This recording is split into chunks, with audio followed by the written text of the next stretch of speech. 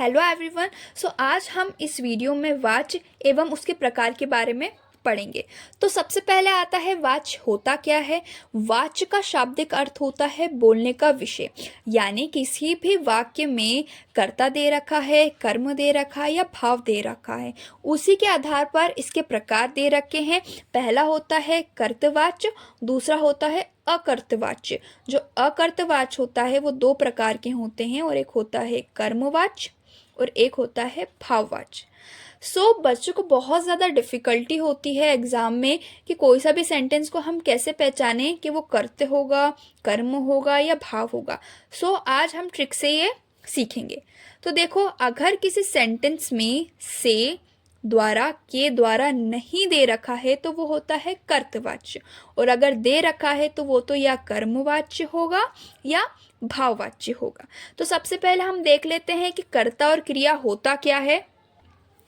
किसी वाक्य में जो काम कर रहा है या काम को जो करने वाला होता है वो कहलाता है कर्ता, और किसी वाक्य में जो काम हो रहा है वो होता है क्रिया।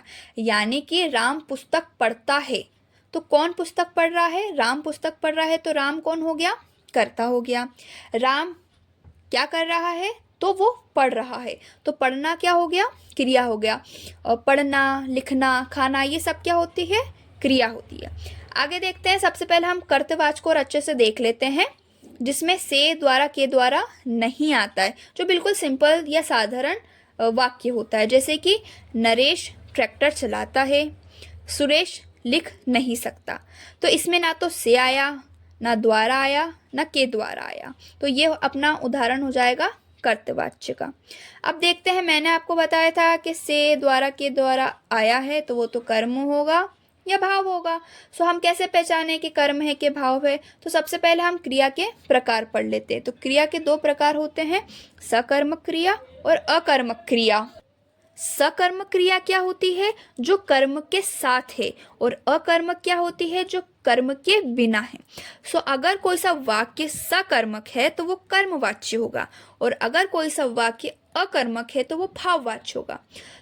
हम कैसे पहचाने कि कोई सा जो वाक्य है वो कर्म होगा या भाव होगा, यानी कि सकर्मक होगा या अकर्मक होगा?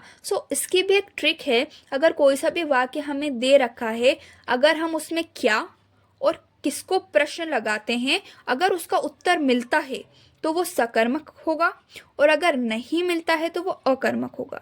यानी कि क्या, किसको में से कोई से भी प्रश्न में से किसी एक प्रश्न का भी उत्तर मिल जाएगा तो वो सकर्मक होगा।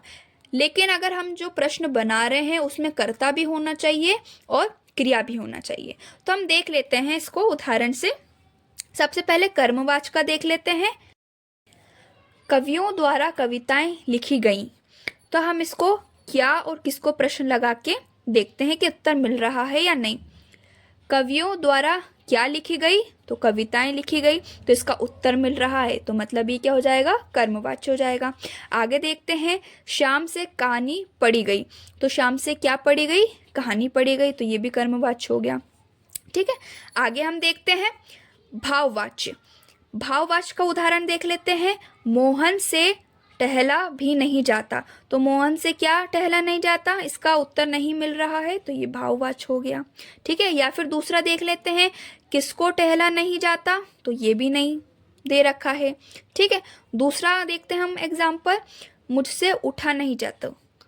तो क्या नहीं उठा जाता? इसका भी उत्तर नहीं मिल रहा है। ठीक है, किसको उठा नहीं जाता? इसका भी उत्तर नहीं मिल रहा है। ठीक, ये मुझसे का प्रश्न क्या है कि किससे उठा नहीं जाता, तब मुझसे आएगा ना। हमें क्या चाहिए? क्या और किसको का प्रश्न का उत्तर चाहिए।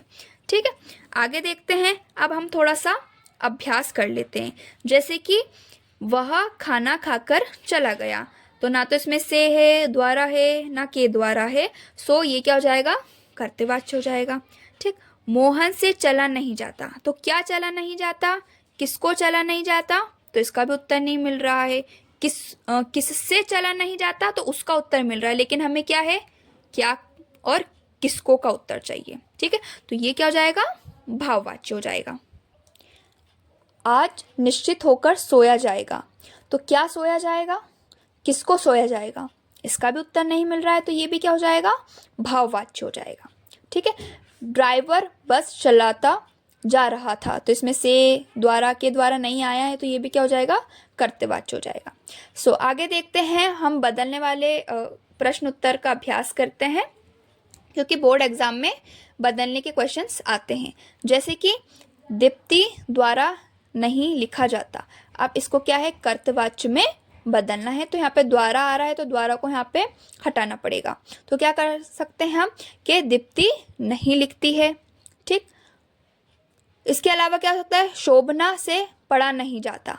सो यहाँ पे से को हटाना है तो हम क्या लिख लेंगे, शोभना नहीं पढ़ती है।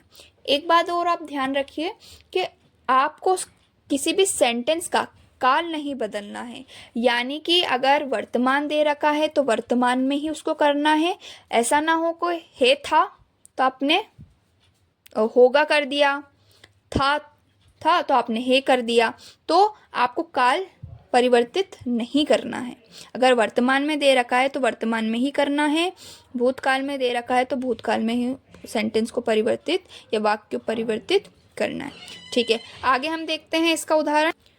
अब हम कर्मवाच्य में बदलते हैं। उन्होंने दोनों भाइयों को पढ़ाया। अब इसमें हमें क्या करना पड़ेगा, से द्वारा के द्वारा लगा देंगे। ठीक। तो हमने क्या कर दिया, उनके द्वारा दोनों भाइयों को पढ़ाया गया। ठीक। दूसरा देखते हैं, रामपाल ने बड़ी दुखी मन से अपना अपराध स्वीकार किया। तो हम क्या कर लेंगे, रामपाल द्वारा बड़े दुखी मन से अपने अपराध को स्वीकार किया गया। ठीक। आगे देखते हैं हम भाववाच्य का उदाहरण। घायल होने के कारण वह उड़ नहीं पाया। सो हम क्या करेंगे, इसमें से लगा देंगे या द्वारा लगा देंगे। घायल होने के कारण उससे उड़ा नहीं गया, तो ये भाववाच्य में हो गया। सो ये थे वाच्य। आई होप आपको ये समझ में आया होगा। Thank you.